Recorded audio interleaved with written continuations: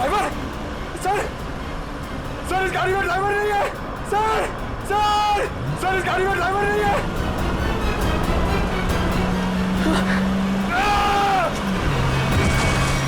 अरे ये पंकज टैक्सी से कूद गया।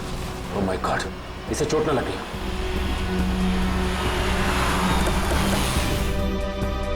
पंकज, पंकज, पंकज उठो। तुम ठीक हो ना? Pankaj, you okay? सॉरी, मैं अपनी जान बचाने के लिए उस टैक्सी से कूद गया सर, मैं ज्यादा देर नहीं बैठ पाया। मगर ऐसा क्या हुआ उस टैक्सी में? सर उस टैक्सी का ड्राइवर हवा में गायब हो गया सर, उस टैक्सी में कोई ड्राइवर ही नहीं है। अरे पंकज, ऐसा कैसे हो सकता है? ये तुम्हारा वहम तो नहीं है? ये मेरा वहम नहीं है सर, मैं अपनी जान बचाने के लिए कूदा हूँ सर, ये मेरा वहम नहीं है। ड्राइवर ही नहीं है उस टैक्सी में सर। टैक्सी सीधी गई है? हाँ सर वही गई है। टैक्सी सीधी गई है तो फिर कोई टेंशन नहीं, हमारे साथ ही उस तरफ है। अब तक तो टैक्सी वाला पकड़ा भी गया होगा। It's okay. फ्रेडी और श्रेयत, मैंने तुम्हें कहा था कि निकल्स पॉइंट पे रुको। तुम लोग यहाँ चले आए? ये वहाँ कोई टैक्सी आई क्या? नहीं तो वहां पे तो कोई टैक्सी नहीं आई। ऐसा कैसे हो सकता है? ये सड़क तो बिल्कुल सीधी है, ना कोई राइट ना कोई लेफ्ट, तो फिर टैक्सी गायब कहाँ हो सकती है? सर हम पिछले 3 घंटों से वहीं इंतजार कर रहे हैं, वहाँ कोई टैक्सी नहीं आई। सर कहीं उस ड्राइवर की तरह वो टैक्सी भी तो गायब नहीं हुई? नहीं पंकज नहीं, ना ही ड्राइवर गायब हुआ है और ना ही कोई टैक्सी। ये जरूर कुछ और ही चक्कर है, हम लोगों की आंख में धूल झोंकने का चक्कर। सर कहीं ऐसा तो नहीं कि उस टैक्सी वाले ने टैक्सी कहीं छुपा दी हो? नहीं फ्रेडी, ये नहीं हो सकता। ये एक ही रास्ता है और यहाँ पे ना टैक्सी छिपाई जा सकती है और ना गायब हो सकती है। सर एक चीज तो मैं आपको देना ही भूल गया, ये देखिए सर, ये मुझे सीट के नीचे मिला था टैक्सी में। अविनाश का ड्राइविंग लाइसेंस। इसका मतलब है कि जिस रात अविनाश का खून हुआ उस वक्त उसका ये वॉलेट उसी टैक्सी में छूट गया था। ये क्या? ये तो बिल्कुल वैसा ही पास है जैसे हमें वीरेन की गाड़ी में से मिला था, साइकेट्रिक क्लिनिक का पास। इस वीरेन और अविनाश का कुछ तो संबंध जरूर है उस साइकेट्रिक क्लिनिक से। मगर सर वो टैक्सी? श्रेया, टैक्सी ऐसे अचानक गायब नहीं हो सकती। एक काम करते हैं, इस रास्ते का चप्पा चप्पा छान मारते हैं, टैक्सी जरूर मिलेगी। चलो देखते हैं कच्चा रास्ता कहाँ जाता है। शायद इसी कच्चे रास्ते पर आकर वो टैक्सी गायब हो गई। हाँ दुष्यंत, वैसे भी रास्ता काफी सुनसान है। अरे ये क्या? ये तो डेड एंड है।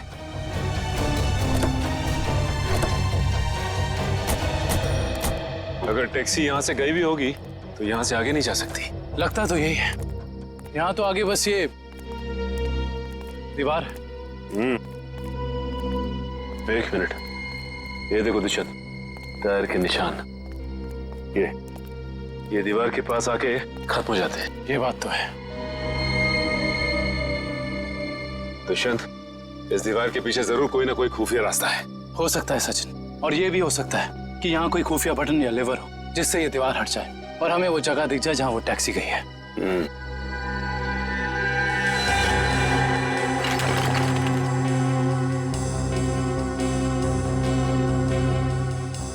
यहाँ तो कोई भी ऐसी जगह नहीं है जहाँ पे लिवर या फिर कोई बटन लगा हो। तो फिर तोड़ देते हैं दीवार को।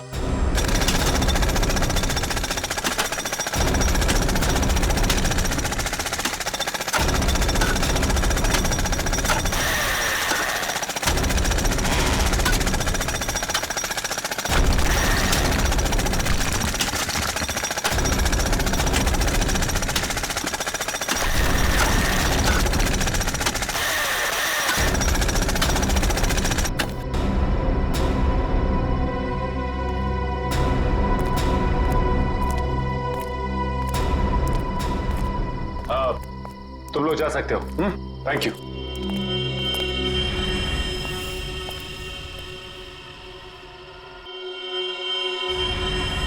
ओह माय गॉड, तो ये वो जगह है, मगर टैक्सी तो दिख नहीं रही। इसका मतलब यहाँ से बाहर निकलने का कोई दूसरा रास्ता भी है। लगता है ये है वो दूसरा रास्ता। यहाँ से बहुत प्लानिंग के साथ किए जा रहे हैं ये काम, और इसी प्लानिंग की कोई ना कोई कड़ी हमें यहाँ जरूर मिलेगी।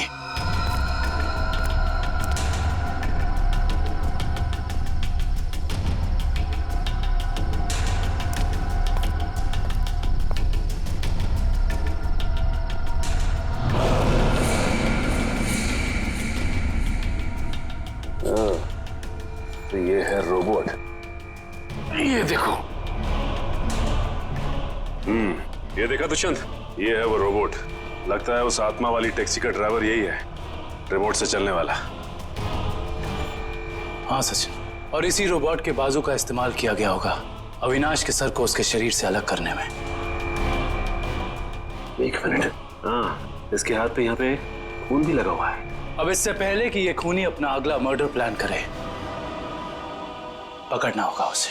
दोनों की मौत हो गई है। इन दोनों की मौत हो गई? जी हाँ, इन दोनों को किसी ने मार डाला है। डॉक्टर साहब आप ये बताएंगे कि ये दोनों आपकी क्लिनिक में कुछ दिन पहले आए थे क्या? हाँ, हमारी क्लिनिक में एक मरीज है रीचा, उसी से मिलने आए थे। दोनों अकेले आए थे या साथ साथ? साथ आए थे, कह रहे थे कि दोनों दोस्त हैं और रीचा से उनकी पुरानी दोस्ती है। ओह, दोनों दोस्त थे। तो फिर वीरेन ने अविनाश का जूता कैसे नहीं पहचाना? इसका मतलब ये वीरेन हमसे कुछ छुपा रहा था। अच्छा, ये रीचा से मिल सकते हैं हम? हाँ, आप जरूर मिल सकते हैं, लेकिन एक बात है, बहुत मुश्किल से रीचा की हालत में सुधार आया है, तो आप उससे कोई ऐसा सवाल ना पूछिएगा जिससे वो परेशान हो जाए। आप चिंता ना कीजिए, हम समझ सकते हैं। करण, इशिता, तुम दोनों यहीं रुको, हम रीचा से मिलकर आते हैं। आइए।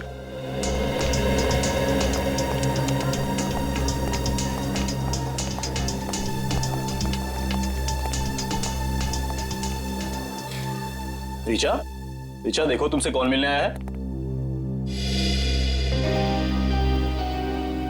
हेलो रीचा, मेरा नाम काविन है, ये सचिन है और ये फ्रेडी। हम तीनों सीआईडी के लिए काम करते हैं। सीआईडी? जी हाँ ऋचा जी, इन फोटोज को ध्यान से देखिए। इन्हें पहचानती हैं? ये आपके दोस्त अश्विन और ये वीरेन। वो ये दोनों कुछ दिन पहले आपसे मिलने आए थे ना? नहीं। देखिए ऑफिसर, मुझे नहीं लगता है कि रीचा आपके सवालों का जवाब दे पाएगी। प्लीज डॉक्टर, खूनी तक पहुंचने के लिए हमारा रीचा जी से बात करना बहुत जरूरी है। खूनी? हाँ ऋचा, खूनी। तुम्हारे इन दोनों दोस्तों का खून हो गया है। इसके बारे में कुछ बता सकती हो हमें?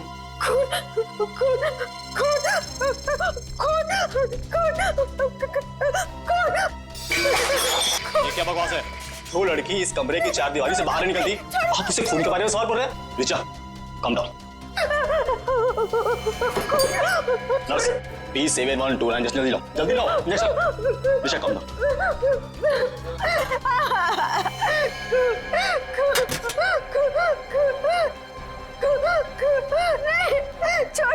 छोड़ो मुझे।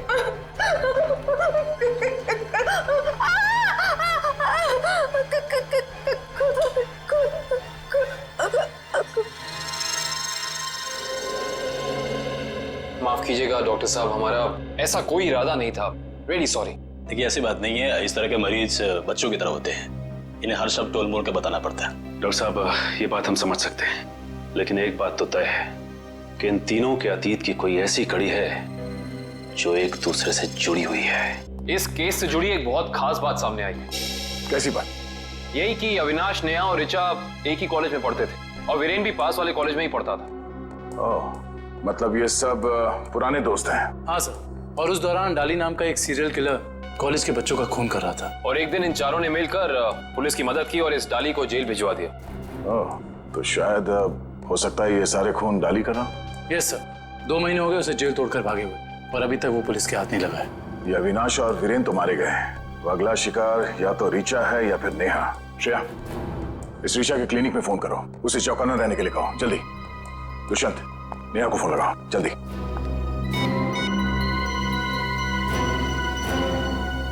नहीं सर, नेहा फोन नहीं उठा रही। नेहा फोन नहीं उठा रही? कहीं ये खूनी नेहा तक पहुंच तो नहीं गया? देखिए आपको कुछ गलतफहमी हुई है, मुझे छोड़ दीजिए। देखिए मुझे मत मारिए, मैंने आपका क्या बिगाड़ा है? क्या बिगाड़ा है? मेरे पति का खून कर दिया, मुझे विधवा बना दिया और पूछते हो कि क्या बिगाड़ा है? देखिए मैं ऐसा क्यों करूंगा भला? ज्यादा भोले बनने की कोशिश मत करो, मैं सब जानती हूँ। तुम अपने पापा की मौत का बदला लेने के लिए आत्मा बनने का ड्रामा कर रहे हो। इसका मतलब मेरे पापा को तुम लोगों ने मारा है? हाँ, और अब तुम भी अपनी आखिरी सांसें यही लोगे। चलो बाप बेटे का मिलन करवा दूं। मिलन तो अब तुम्हारा होगा। आप नेहा जी है ना, अविनाश की पत्नी? हाँ। जेल की सलाखों और फांसी के फंदे के साथ। सीआईडी, हाँ आप लोग यहाँ? हाँ हम यहाँ। बोलो से। सर मुझे बचा लीजिए सर, ये मुझे मार डालेगी। डरो मत, कुछ नहीं होगा, हम लोग कुछ नहीं कर पाएंगे। तुमने इसके पापा का खून किया? अब गड़े मुर्दे उखाड़ने का कोई फायदा नहीं है। सच तो ये है कि खून इसने किए हैं। पहले अविनाश, फिर वीरेन, और अब तीसरा नंबर मेरा था। मैंने सोचा इससे पहले ये मुझे मारे, मैं इसे मार दूं। सर मैंने किसी को नहीं मारा है सर। सर मुझे तो ये भी नहीं पता था कि मेरे पापा का खून हुआ है। मैं तो समझ रहा था सर कि वो एक एक्सीडेंट है। कार एक्सीडेंट ही था वो, गलती हुई थी हमसे, लेकिन उस गलती के बदले तुमने दो खून कर दिए। मैंने किसी को नहीं मारा है। ये सही कह रहा है। अविनाश और वीरेन का खून एक सीरियल किलर डाली ने किया है, जो तुम लोगों से बदला लेना चाहता है। डाली? हाँ डाली। कॉलेज के वक्त तुमने उसे जेल भेजा था ना? इसका मतलब डाली ये सारा खेल रच रहा था। ये सब आत्मा बनने का ड्रामा।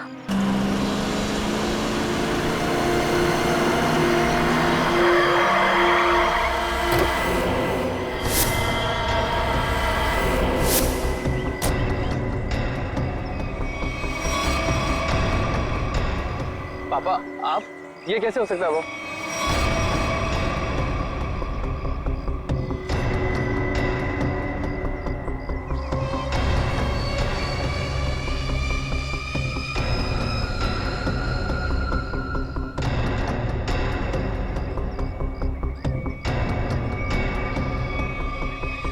बस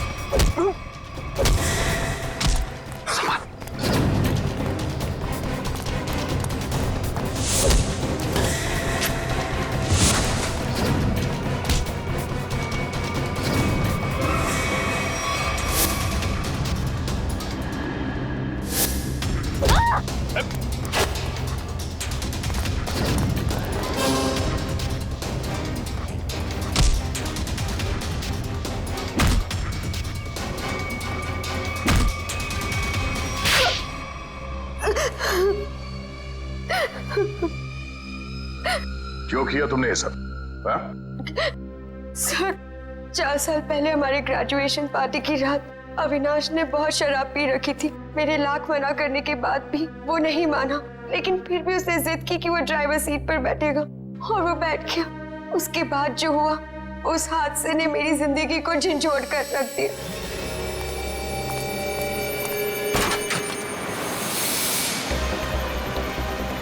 गाड़ी मुझे चलाने तो तुमने बहुत पी रखी है। डरो मत रिचा, पीने के बाद मैं और भी सेफ गाड़ी चलाता हूँ।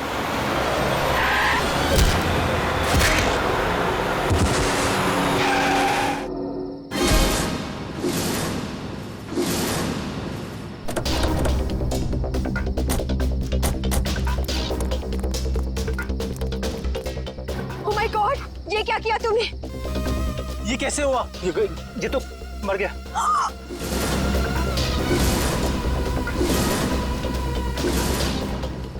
अविनाश, तुमने इसकी जान ले ली। कहा था ना तुम्हें, मुझे गाड़ी चलाने दो।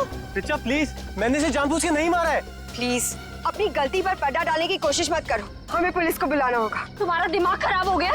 अगर पुलिस आई तो हम सबके सब अंदर जाएंगे। सब क्यों जाएंगे? सिर्फ अविनाश जाएगा। क्या तुम अपने दोस्त को जेल भिजवाओगी? दोस्ती अपनी जगह और कानून अपनी जगह। कोई पुलिस नहीं बुलाएगा।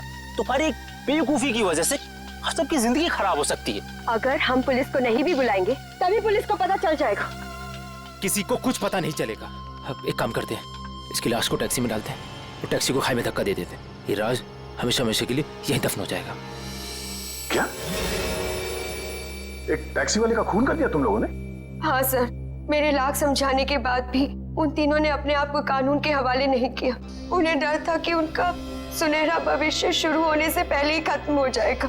और तुम इस हादसे से उभर नहीं पाई। तुम्हें साइकेट्रिस्ट फैसिलिटी ज्वाइन करनी पड़ी। हाँ, क्योंकि मेरा दिल उन तीनों की तरह पत्थर का नहीं।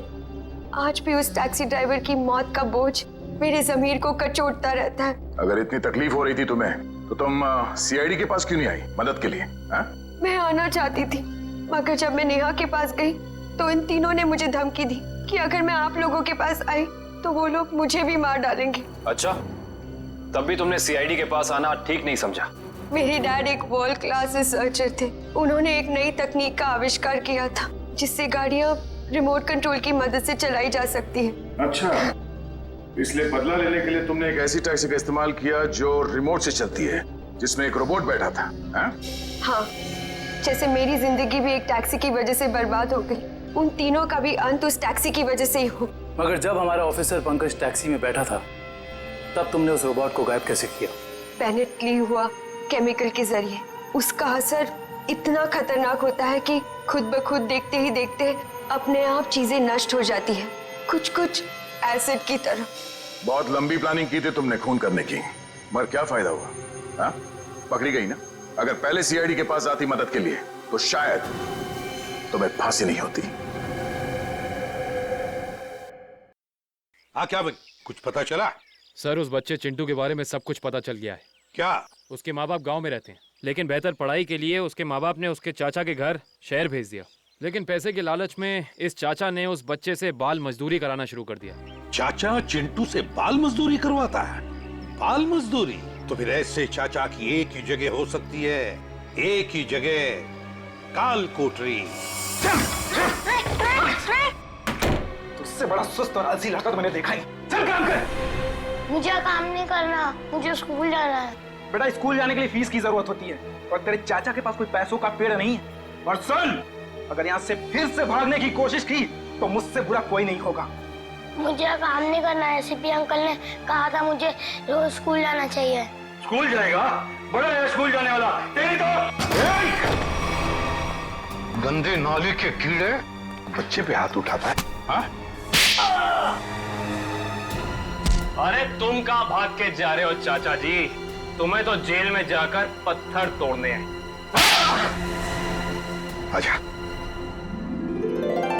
करण, ले जाओ इन दोनों को। थैंक यू सीपी अंकल, मुझे यहाँ काम करना बिल्कुल अच्छा नहीं लगता था। देखो चिंटू बेटा, तुम्हें कोई काम करने की जरूरत नहीं है, समझे? तुम स्कूल जाओगे, अच्छी तरह से पढ़ाई करोगे और बड़े बन जाओगे।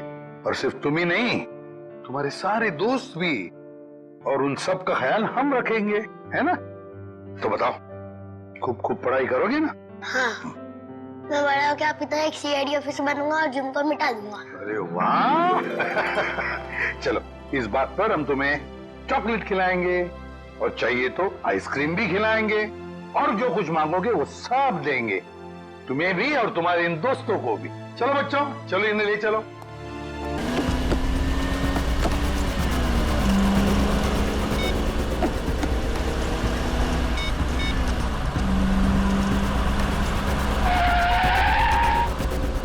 ओ भाई साहब, जरा गाड़ी आराम से चलाओ, मैं आपसे बात कर रहा हूँ। अरे ये कौन से रास्ते से ले जा रहे हो मुझे? एयरपोर्ट तो दूसरी तरफ है ना। रोको रोको गाड़ी, अभी के अभी गाड़ी रोको। लगता है तुम ऐसे नहीं मानोगे, अभी पुलिस को फोन करता हूँ।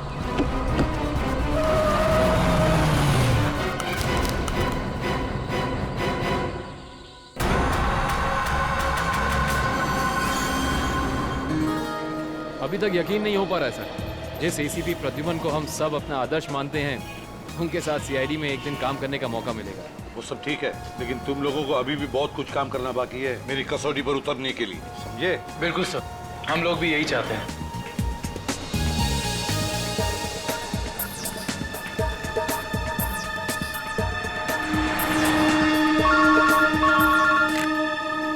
हेलो, एसीपी प्रद्युमन यहाँ। लाश कहाँ पर? ठीक है। क्या हुआ सर? एक लाश मिली है मदोरी बीच पर। बच्चा कहाँ गया? आदमी भी उसके पीछे था। यहाँ ले रख दो। सर कटी लाश, बॉडी जिस तरह से सड़ी है, लगता है मौत 2-3 दिन पहले हुई है। जी सर, खूनी ने खून करके लाश को समंदर में फेंक दिया होगा और फिर इन लहरों के जरिए बहकर लाश। कपड़ों से तो लगता है किसी अच्छे घर का आदमी। निखिल, जरा मिसिंग पर्सन ब्यूरो में फोन करो और पता लगाओ 2-3 दिन में कितने लोग गायब हुए। हाँ, कौन लोग हैं, कहां से गायब हुए, ठीक है? इस शरीर पर जो घाव दिख रहे हैं, ये सारे घाव लगता है वहां पर जो सारे पत्थर है ना, उनकी वजह से हुए हैं।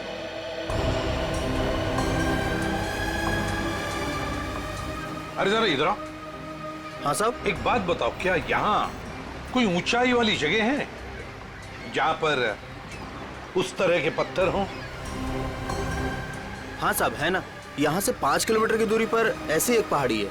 5 किलोमीटर की दूरी पर, ठीक है, थैंक यू। 5 किलोमीटर की दूरी पर पहाड़ी है। कभी एक काम करो, इस लाश को फोरेंसिक लैब भेज दो और इस आदमी ने जो जगह बताई है वहां जाकर के अच्छी तरह से पूछताछ करो, पता लगा, देखो कुछ पता चलता है क्या। कोई ना कोई सुराग तो जरूर मिलेगा। Yes sir.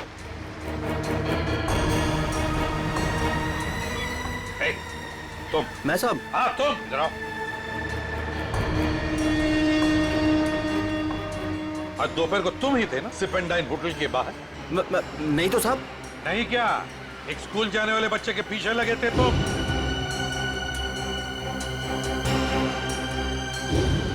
अच्छा, वो तो मेरा भतीजा चिंटू है सर।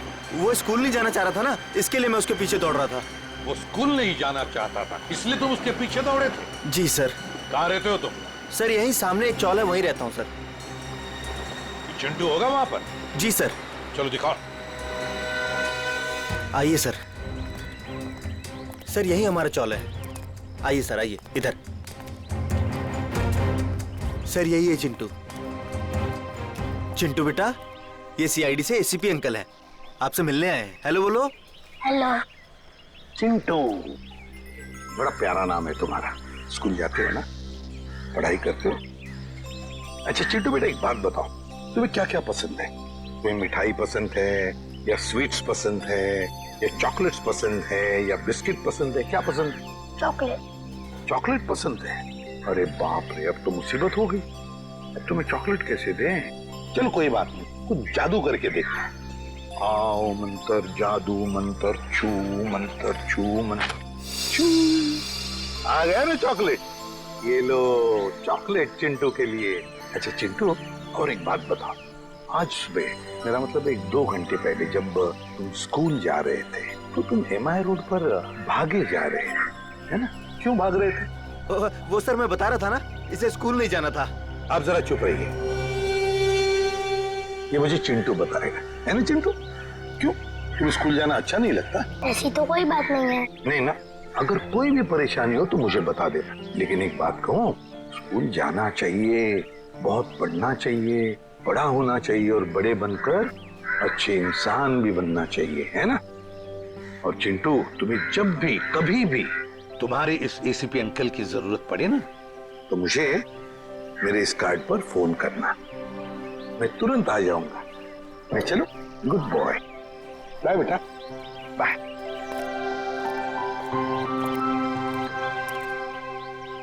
बाय चिंटू। ये चिंटू कुछ ना कुछ तो छुपा रहा है, कुछ ना कुछ तो गड़बड़ जरूर है।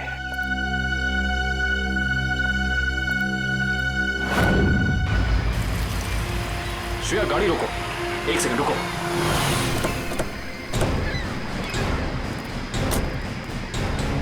ये देखो, यहाँ पेड़ के नीचे खरोचों के निशान हैं। और ये एक गाड़ी के पेंट जैसा लगता है। हो ना हो, यहाँ कुछ ना कुछ तो जरूर हुआ है। सर ये देखिए, टायर के निशान। हो सकता है वो मरने वाला गाड़ी में ही होगा और फिर गाड़ी यहाँ से नीचे गिर गई। आई सी, यहाँ भी निशान है, लेकिन यहाँ घसीटने के भी निशान है। ये देखो, यहाँ से लेके पूरे वहां तक ये घसीटने के निशान तो कोई और ही कहानी बयां कर रहे हैं श्रेया। मतलब खूनी ने पहले लाश को यहाँ से घसीट कर नीचे फेंका और उसके बाद उसकी गाड़ी को यहाँ से, मतलब वो खून को दुर्घटना का रूप देना चाहता था। खूनी इस खून को दुर्घटना दिखाना चाहता था, फिर उसे लाश का सिर काटने की जरूरत क्या थी? ये जवाब तो हमें सिर्फ उस गाड़ी से ही मिल सकता है। करण, गोताखोरों का इंतजाम करो। कुछ भी हो जाए, हमें ये गाड़ी इस समुंदर से बाहर निकालनी ही होगी। देखो कोई और सुराग मिलता है कि नहीं।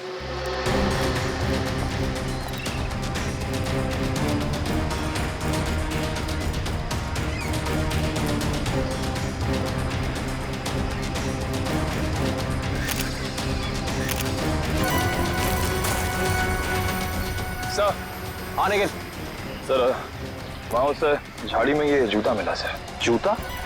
यहाँ पे? ये जूता बहुत महंगा लगता है। सर हो सकता है मरने वाले का हो। सही कह रही हो श्रेया। मतलब जब खूनी लाश को घसीट के नीचे फेंक रहा था, तब यहाँ पेड़ों से अटक के ये जूता यहीं रह गया। सर खूनी ने पूरी की पूरी लाश यहाँ नीचे फेंक दी, उसके बाद एक पूरी की पूरी गाड़ी को भी यहाँ से धकेल दिया। वो ऐसा तो हो नहीं सकता कि किसी ने देखा या सुना ना हो। सही कह रहे हो, पर यहाँ सुना हो। वो देखो चाय वाला, हो सकता है उसने कुछ सुना या देखा हो। चेक करते हैं।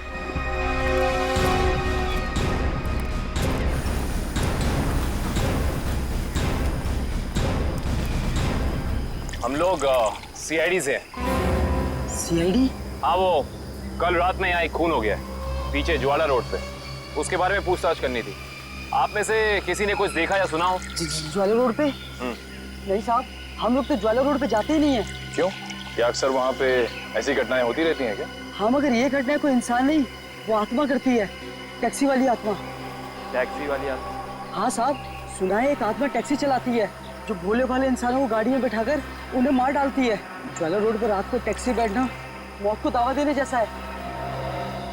कैसी बातें कर रहे हैं? इस सदी में भी ऐसी अंधविश्वास की बातें? नहीं साहब, ये अंधविश्वास नहीं है। 3 दिन पहले मैंने खुद अपनी आंखों से देखा है।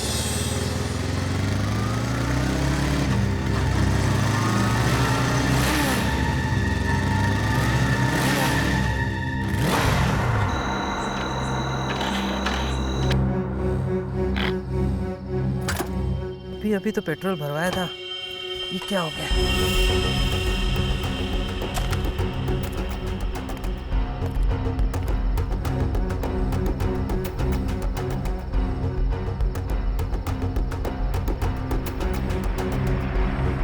Taxi, taxi.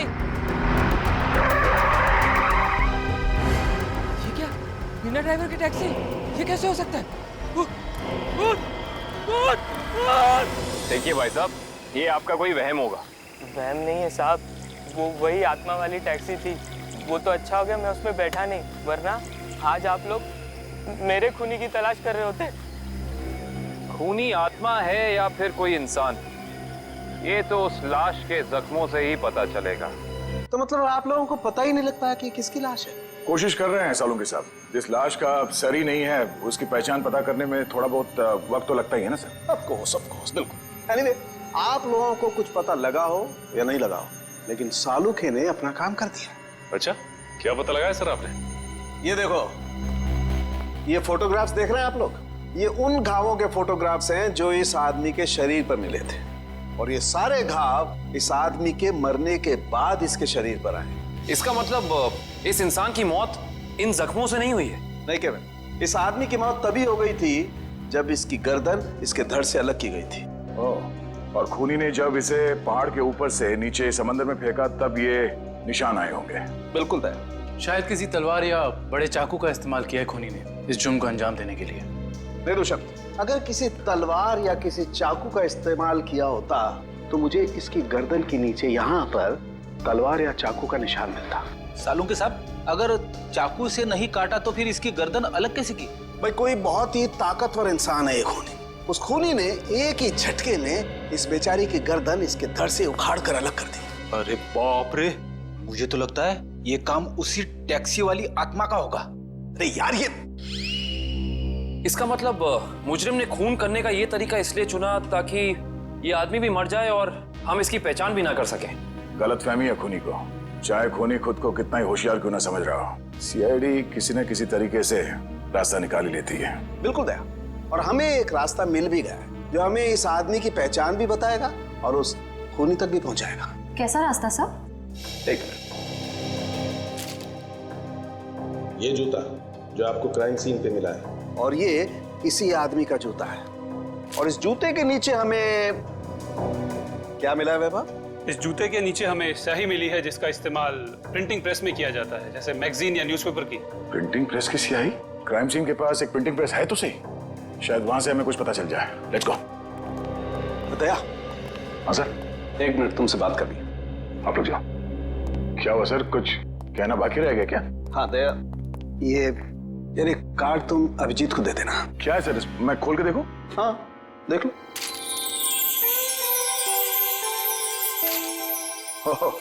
सॉरी का कार्ड? हाँ यार, वो एक्चुअली क्या है, पिछले केस में मैंने अभिजीत को कुछ ज्यादा ही उल्टा सीधा बोल दिया यार, so you know I am feeling. हाँ सर, ये बात तो है। कोई नहीं सर, हो जाता है कभी कभी ऐसा। नहीं यार, पर होना नहीं चाहिए। Abhijit is very sweet, you know. तुम यार दे देना, कार्ड दे देना। सर ये काम आप खुद क्यों नहीं कर लेते हैं? अरे नहीं यार दया, मैं उसके सामने ये सब बोल नहीं पाऊंगा यार। तुम मेरा इतना सा काम नहीं कर सकते यार दया। नहीं सर, आपका ये काम हो जाएगा। थैंक यू दया। कल तूने टीवी कार की रेस देखी यार? लाल वाली गाड़ी ना एकदम हवा से बातें कर। मुझे काली गाड़ी का ड्राइवर ना बहुत ज्यादा अच्छा लगा। बस 15 सेकंड पहले उसकी गाड़ी बिगड़ती नहीं ना, रेस तो वही जीतता। क्या बात है, लगता है आप लोगों को कार रेसिंग देखने का बहुत शौक है। थोड़ा बहुत है, लेकिन आप लोग कौन है? सीआईडी। सीआईडी? बोलिए सर, हम आपकी क्या मदद कर सकते हैं? आप लोग कोई ब्रोशर वगैरह छपवाना चाहते हैं क्या? जी नहीं, ऐसी कोई बात नहीं। हम लोग एक खून के सिलसिले में यहाँ पे आए हैं। खून? हाँ खून। दरअसल हमें यहाँ पास के समंदर में एक लाश मिली है जिसका सर कटा हुआ है। ए बाप रे। जी, और ये उसी लाश का जूता है जिस पर प्रिंटिंग प्रेस में इस्तेमाल होने वाली स्याही लगी है, और ये वही स्याही है जिसका इस्तेमाल आप लोग करते हैं अपनी अखबार छापने के लिए। हमारे यहाँ तो कोई इस तरह का जूता नहीं पहनता सर। पर शायद इस तरह का कोई आदमी आया हो 2-3 दिन पहले जिसने ऐसे जूते पहने हो। कुछ याद है तुम लोगों को? देखो, ध्यान से सोच के बताओ, और ये फोटो को ध्यान से देखो। इस तरह के कपड़े पहने थे उस टाइम, कुछ याद है? शुक्रवार के दिन कुछ लोग आए थे जिन्होंने इस तरह के कपड़े पहने हुए थे। अच्छा, कौन लोग थे ये? वीबिज कॉर्पोरेट्स करके एक कंपनी है जो हमारी इस प्रिंटिंग प्रेस को खरीदना चाहती है, इसी सिलसिले में। ओह, वीबिज कॉर्पोरेट।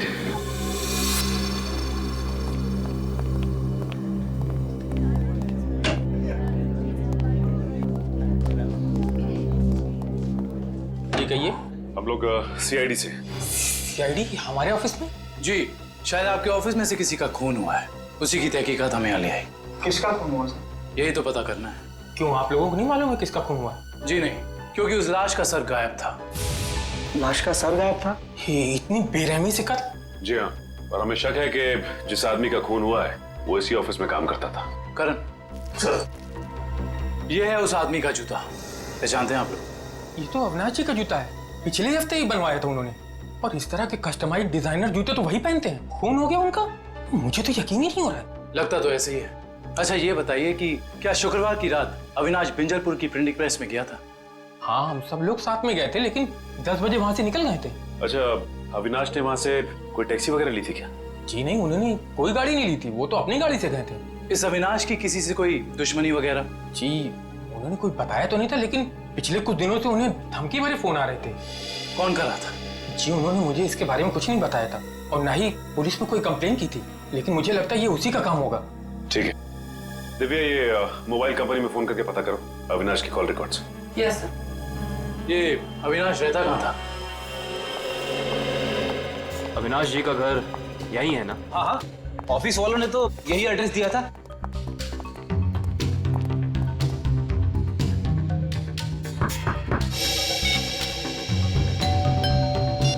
घर में कोई नहीं है क्या? लगता तो ऐसा ही है। अविनाश की पत्नी नेहा का भी फोन नहीं लग रहा। एक काम करते हैं, दरवाजा खोल देते हैं।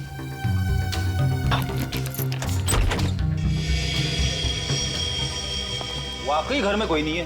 कहीं ऐसा तो नहीं कि किसी ने नेहा जी को भी? चोर चोर, कोई है, पुलिस को फोन करो। रिलैक्स मैडम, हम लोग सीआईडी से। सीआईडी से है तो क्या हुआ? आपको कोई हक नहीं है इस तरह से किसी के घर में घुसने का। माफ कीजिए, आप नेहा जी है ना, अविनाश की पत्नी? हाँ। देखिए, हम लोगों ने काफी कोशिश की आपको फोन करने की, लेकिन आपका फोन लग ही नहीं रहा था। बहुत बार फोन करने की कोशिश की? जी हाँ, और बाहर इतनी घंटी बजाने के बावजूद जब आपने घर का दरवाजा नहीं खोला तो हमें मजबूरन आपके घर में दाखिल होना पड़ा। हाँ, वो मेरे फोन की बैटरी खत्म हो गई थी और मैं अभी अभी तीर्थ यात्रा से वापस आई हूँ। आखिर बात क्या है? अच्छा ये बताइए कि अविनाश से आपकी आखिरी बार कब बात हुई थी? हो गए 2-3 दिन। वहाँ पे फोन का नेटवर्क नहीं आ रहा था, इसीलिए बात नहीं हो पाई।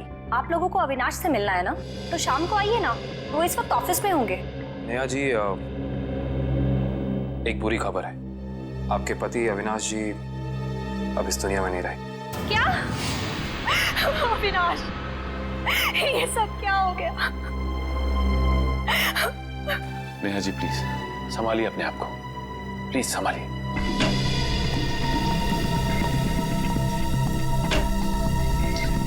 नेहा जी, अविनाश जी के ऑफिस वालों ने हमें बताया है कि पिछले कुछ दिनों से उन्हें धमकी भरे फोन आ रहे थे। आपको कुछ पता है इसके बारे में? नहीं, अविनाश ने मुझे इस बारे में कभी कुछ नहीं बताया।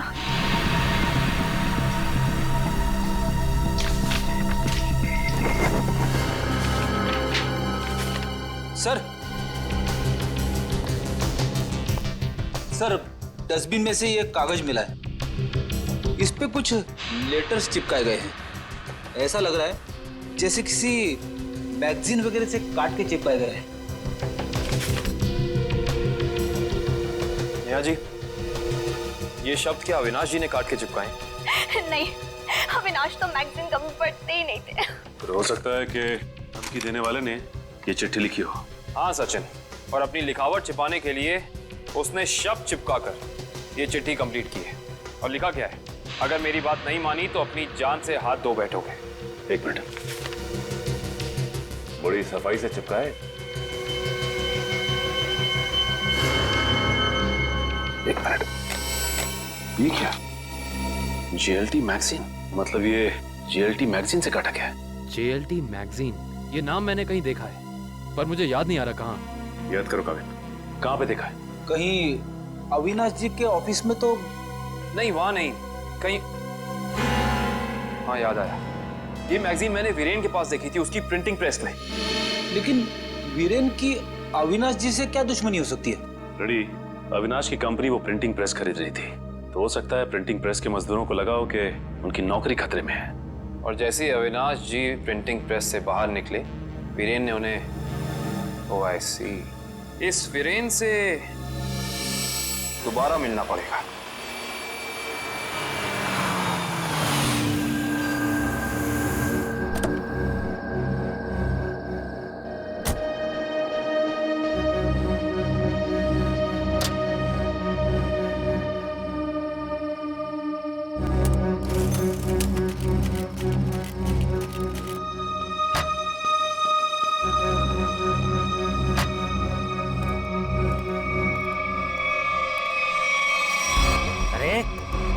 क्या बदतमीजी है? चेहरे पे लाइट क्यों मार रहा है?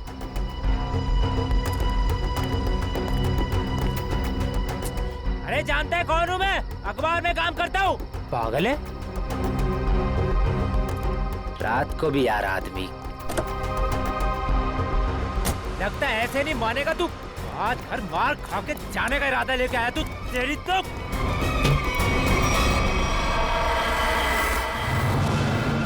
कहाँ भाग गया?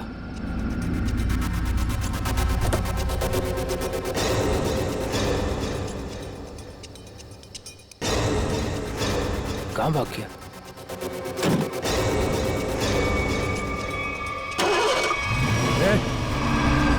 टैक्सी में तो कोई नहीं है, लेकिन अपने आप स्टार्ट कैसे हो गई? मेरे ऊपर क्यों चला रहा है? बताओ, किधर है यार? रोकना, मेरे ऊपर रोक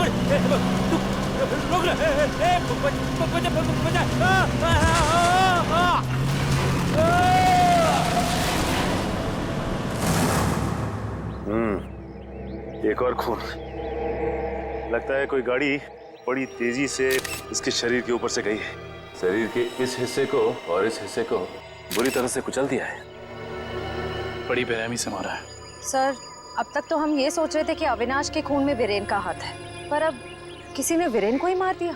हाँ श्रेया, अविनाश और वीरेन की मौत के बीच में कोई ना कोई समझ जरूर है। मगर सर, किसी और गाड़ी से कोई खून क्यों करेगा?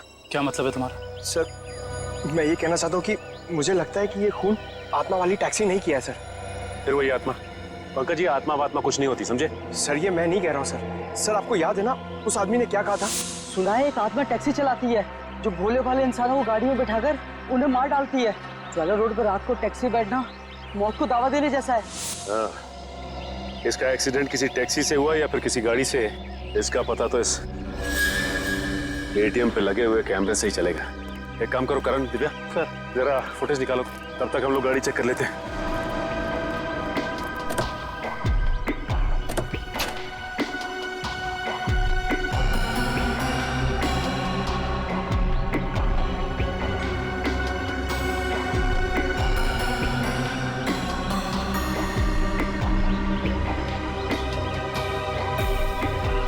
ये क्या है? ये देखो, ये वीरेन किसी जीवन साइकेट्रिक फैसिलिटी में गया था। हो सकता है वीरेन वहाँ किसी साइकेट्रिस्ट से काउंसलिंग वगैरह करवा रहा हो। हो सकता है। Sir CCTV footage. देखते हैं सीडी में क्या है। एक काम करो, गाड़ी में से लैपटॉप ले आओ।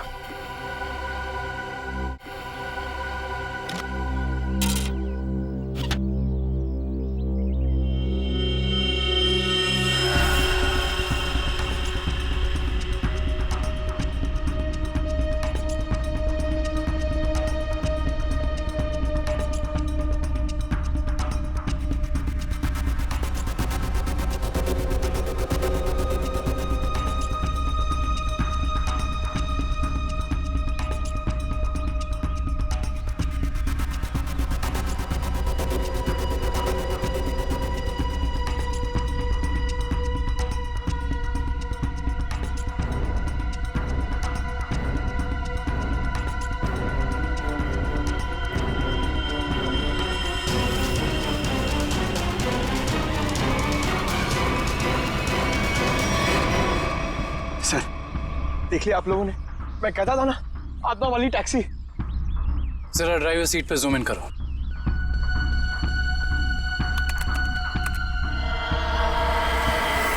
ओह माय गॉड, ये नहीं हो सकता। ड्राइविंग सीट पे तो कोई है ही नहीं। सर, अब तो आप लोगों को सबूत मिल गया है कि आत्माएं होती हैं। पंकज, ना तो आत्माएं होती हैं और ना ही कोई दूसरी दुनिया। ये कुछ और ही है।